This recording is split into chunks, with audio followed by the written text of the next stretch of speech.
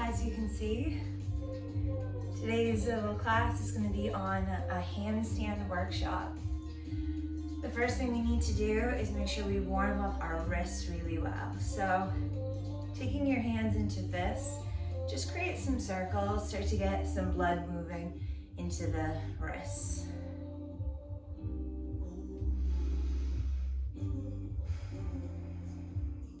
Go both directions with those circles.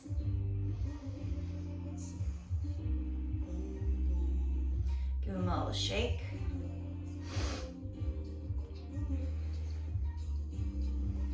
And then take your hands and interlace the fingers, creating a circle here. Then go the other direction. Good, and then you can create some figure eights. Make sure the wrists are nice and healthy before you start putting a lot of weight on them. All right, good. We're gonna bring it on down to the ground. Make sure to strengthen our core. 3 things that are very important for a handstand is core strength, making sure your glutes are nice and fired up, your abdominals are strong, your whole center here. Core strength is what's going to help hold you in that stabilized position. Also, what's important is having confidence. So the confidence to kick hard. We're going to work on the wall a little bit, so that will help to build some confidence. But you want to make sure your arms are strong enough as well. So I'll show a couple exercises how you can get your arms and your shoulders nice and strong to be able to hold up your body weight. And then the last thing that's important is a good sense of proprioception. So knowing how your body moves in space, how to find that center of gravity and balance yourself is very important, which all of our yoga helps to build that awareness and strengthen your proprioception. Let's come on down to the ground. Hands and knees. And right here, we're just gonna rock our weight back and forth onto our hands. So we're shifting the weight into the heel of the hand and then forward into the fingertips. And while I'm doing this, my fingers are spread really far apart. This is gonna create a solid foundation. So continue to do your rocking, but make sure fingers are spread wide, and then you're gonna press into those fingertips a little bit, almost like you're palming a basketball. And this is what was gonna help to stop our momentum either forward or back, is the shifting of the weight in the hands. So just a few more of these rocks. Feel as you come forward, your fingertips engage, press down into the ground. As you shift back, you press into the heel a little bit more, heel of the hand. Good. If the wrists need a break, give them a little shake. And then we're gonna come into tabletop reaches. So taking your left foot back, right arm forward. Here is a really important place to notice your core. Are you dipping into your lower back, creating sort of this U shape here? You want to pull the navel in and up. Feel the whole side body area, all of the muscles along your center engaging, pressing outward through the sides. And you're reaching long. If you want, you can add in a few of these curls. So you have to sort of release the body position and then find it once more with each inhale that you reach. And it's also helping to get those core muscles fired up. And then dropping that hand down, doing the same thing on the other side. And as you do this, maybe it's a good time to even keep those hands just as you want them for your handstand. So you're gonna have fingers spread wide apart, finding that balance. You might notice this is tricky to balance in. So another opportunity to work on that proprioception. Now if you're still doing those curl ins for a moment, we'll try to just hold the shape, be really aware of our center, pulling things in nice and tight. Glutes are engaged. So muscles of the buttocks, especially that leg that's extended out, you can really fire that up. Maybe it helps to press through the heel or to point the toe. Keep a lot of activity and energy in that leg. One more breath in. Breath out to release. Give the wrist some love if needed. We're gonna come right up into our downward facing dog. Fingers are still spread wide. Hands are shoulder width apart. And walk out your dog. So getting the hamstrings and calves nice and loose, nice and stretched out is important for your handstand.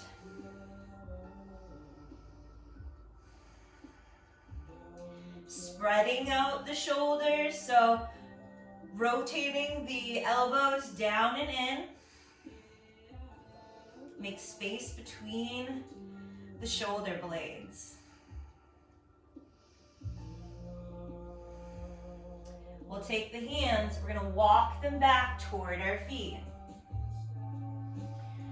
Bend the knees as much as you need to here. If you're feeling really tight in the hamstrings, bend into the knees.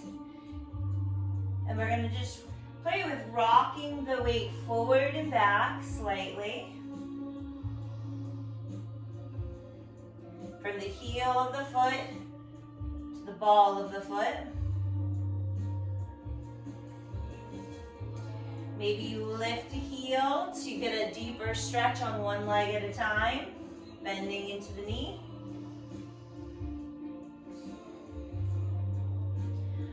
All right, we're gonna take this up into a chair pose. Keep your feet hip width apart, sinking into the heels here. Pull the belly in. From here, we're gonna breathe out. Let the hands come back down to the ground. Fingers are spread wide. Rock up onto the tips of the toes. Inhale as you come up. Exhale down. Rock to the tip of the toes. And up.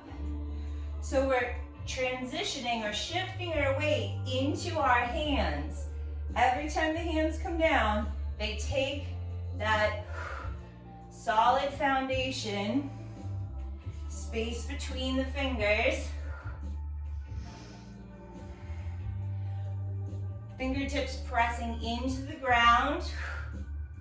All right, just one more here. The more weight you place into those hands, the more weight you place into your hands and into the arms, the feet are able to get a little bit more light, weightless. Okay. From here, let's lift those arms up and overhead. And we're just gonna do a couple of scrapes of the peanut butter jar to get our shoulders warmed up. So letting the fingertips reach the sky, biceps glued next to the ears. And then we'll take those circles the other direction.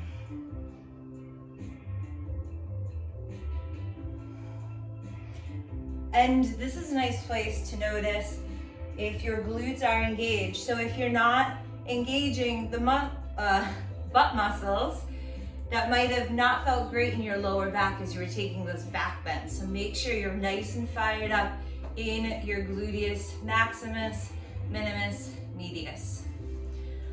Let's take it back down into our downward facing dog. Just walk the hands out if you'd like. from here, we're gonna do a roll into a high plank. So bend the knees a lot, get nice and buoyant in the legs. And we're gonna rock that weight forward over the hands. And then press the ground away from you. Roll that weight back into the feet. Roll forward. Feel the quads, glutes, and belly muscles really working together here. Softness in the knees. Last one here. All right, let's take right leg up, right leg forward, drop back knee down, and just hang out here for a moment. So again, we're just starting to stretch out the leg muscles. You can go forward and back with these if you'd like.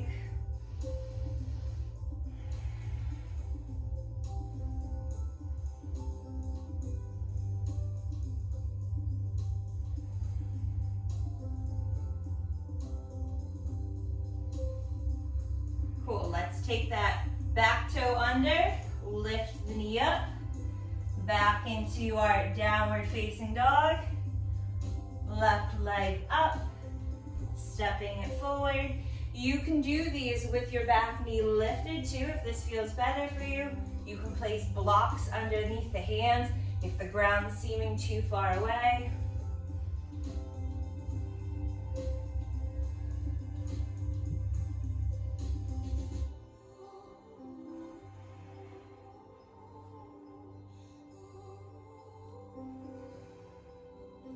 Now we all have a dominant leg that we're probably going to be kicking up into our handstand with. So notice which of the legs feels more flexible, and it's going to be a nice indicator to which leg's kicking up into the handstand. All right, let's take it back into our down dog. We're just going to add a little bit of hops. So with that rolling plank, we're just going to add a little bit with those bent knees, lifting the feet up, really bringing that weight into the hands. This can also be done from those chair drops. If you want to do a few of these kind of drills. So we're just practicing bringing weight into the arms, letting the legs get a little lighter.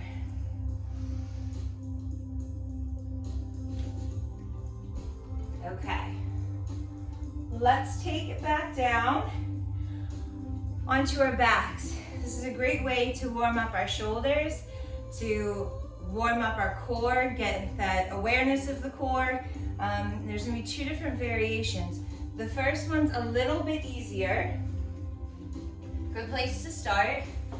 If you have two blocks, you can hold the blocks, whoop, that doesn't usually happen, end to end, like this, just pressing them against each other.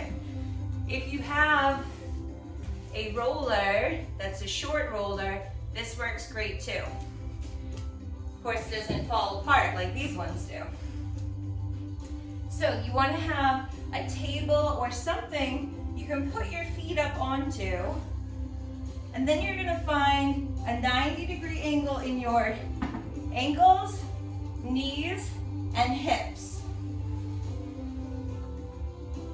Arms are overhead, hands right over the shoulders.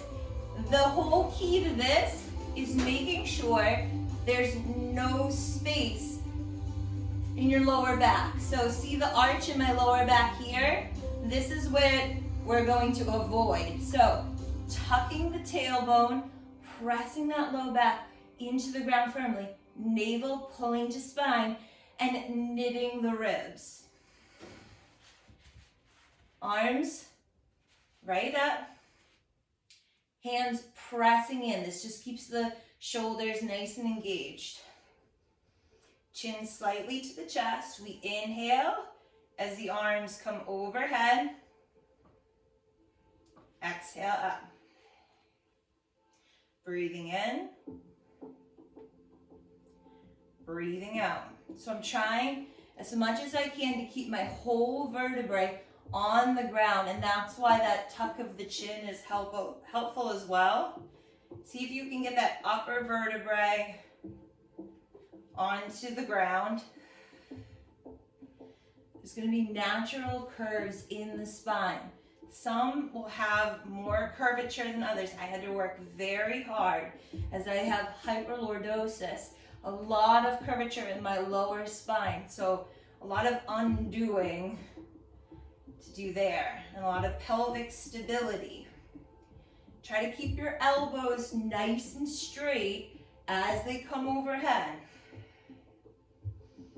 So if this is a drill you do at home, I would suggest doing 10 of these, 10 breaths, arms overhead. Okay? Then you graduate to standing. Now, we don't want our heels right up against the wall. It's gonna make it a lot harder. So take your feet a little bit away from the wall. Okay, a little bit of softness in the knees.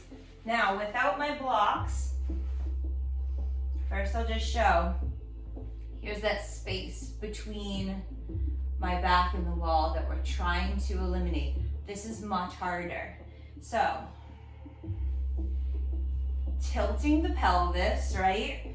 Your hips come forward a bit. We're taking that bottom rib to the top of our hip bone. So, this is ribs flared open, lots of space, doesn't feel great on my lower back. Then I take this bottom rib to my hip bone and I press into the wall. Now this is all going to get a lot harder when I add in my arms.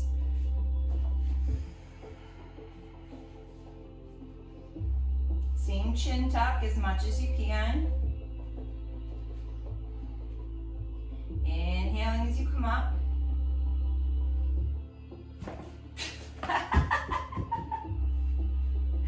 If you don't have to use blocks, definitely try to use a roller. It's way easier. All right, inhaling as you come up. Exhaling down.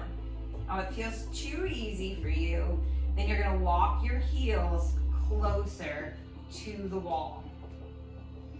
I am really engaging my glutes here. That's gonna help keep that pelvis tilted and stabilized. Try to have your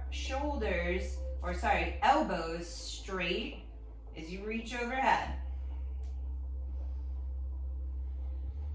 If you can't bring your arms all the way up and overhead, you just bring them to the point that you can, and then you lower them down. Again, this is the graduated version, so if it's really tough, just stick on your back with feet up on a block or a box. Stick with that for now. All right, moving on. We're going to start utilizing a wall. Now, there's different ways we can use the wall. I think that it's best to kick up against a wall to start building some confidence, right? So often what happens is we try to kick up into our handstand. We're afraid that we're gonna go all the way over, land in a bridge or some crazy position. We're nervous about that, so we don't kick hard enough. And that is going to make it so you can't get into that handstand. We want to kick hard. Knowing that the wall is there allows me to do that. So, this is also a good way to figure out how I'm going to kick up into my handstand. I bring my dominant, more flexible leg forward. I'm a good space between the wall. And then, fingers are wide, right? Hands are really spread out, getting ready. I'm gonna place them down. The foot that is still on the ground, see back leg is starting to lift. This foot is going to push against the ground a lot to get my feet up. So I'll show that one more time. That was kind of in slow motion too. So if you use the momentum of standing, it can help. So dominant foot forward, press. And I can hit that wall as hard as I want. I'm not gonna fall over. One other way of doing this, if you don't want to do it from standing, this can also be really helpful. You place your hands down first, you create that solid foundation, press the fingertips in, and then you kick up from there. So you feel really solid. You know your hands are exactly where you want them. And then you kick up. So I'm pressing away from the ground a lot. Arms are super active here. Notice I'm looking down. Little by little, you can play with taking one foot off of the wall. Keep the glutes nice and engaged. Maybe both feet start to come off of the wall. Focusing your gaze, playing with that shift of weight between fingers and the heel of your hand. So when you take your feet a little bit away from the wall, try to find that center of gravity. Feet want to be over the hips, hips right over the hands. Just like if you were standing straight up and down, but upside down. Now, as you bring your feet away from the wall, if you feel like you're gonna lose it, you're gonna kick back down, that's when you push into the heel of your hand. Okay, so you stop yourself like a little break from going this direction. Now, if you feel like your feet are going this direction over your head, that's when you press in to your fingertips even more. Again, like a little break, stopping that movement from going this way, bringing it back to center. Another way we can use the wall that's great for just strengthening and getting shoulders, core ready for handstands is facing the other direction. And with this, sometimes finding where you want the hands is tricky, but you're gonna take an L shape. So feet are on the wall, both feet, you're trying to make a 90-degree angle. Now when I lift one leg up, this is way easier to hold because now I have some of my weight stacked right over my hands. This is way harder. Easier, harder. Could be a lot on the wrist too. So every now and then when you're doing your handstands, make sure you release. Get a lot of blood rushing to your head. You might feel dizzy when you come up. Just come up slow. Take some deep breaths. If you feel dizzy ever, you want to slowly sit onto the ground so you don't fall over. But the most important thing is to stay calm, right? Deep breaths, get the oxygen moving in, and make sure you're not upside down too long. Take those breaks. When you come up, roll out your wrist, shake out your wrist, give the body a break so that you can come back at it again, strong, prepared. What else did I want to show you? Up against the wall, legs in a 90. I think that might be it. If you guys have any questions, if you want to send me a video of your handstand, show me what you're working with, where you're struggling, I'd love to give you some tips, some advice. The last thing I was going to show actually was an exercise with an exercise ball, but I didn't bring my ball up, I forgot. It's similar to what we just did on the wall with that L shape, upside down L shape. So if you want to know what that exercise is, you want to know more about that, feel free to message me. All right, happy handstanding.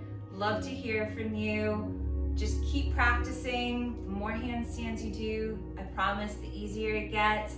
Handstand a day at least. Kick up wherever you can. That's the last thing I was gonna say, it's really important. Outside's an awesome place to do handstands because you don't feel as nervous about falling over on the grass, but it's really hard to balance on uneven surface. So for me, the best place to do handstands is on a hardwood floor, flat, hard surface. You might get a little nervous about falling, but remember, if your arms are strong, you keep holding those planks. You get your arms and shoulders strong, you don't have to worry about the arms buckling and falling on your head. And if you feel like you're gonna fall out of your handstand, you can easily come down on your feet. So, from your handstand, if you feel like you're gonna lose it, you just take one of your hands, so say your hands are on the ground like this, and you turn it to the side. Then whichever way you turn that hand, that's the way you're gonna turn out. It's kind of like walking out or turning out of your handstand. Show it again. So I just turn, I always take my left hand just out of habit, and then my feet come down. Again, I wanna make sure I'm kicking up hard enough. If you don't kick hard enough, this is the game you're gonna play over and over, right? Your feet are just not ever gonna make it over your hands. So use the wall as long as you need to, practice as much as you can. That's it for me. Thanks, guys.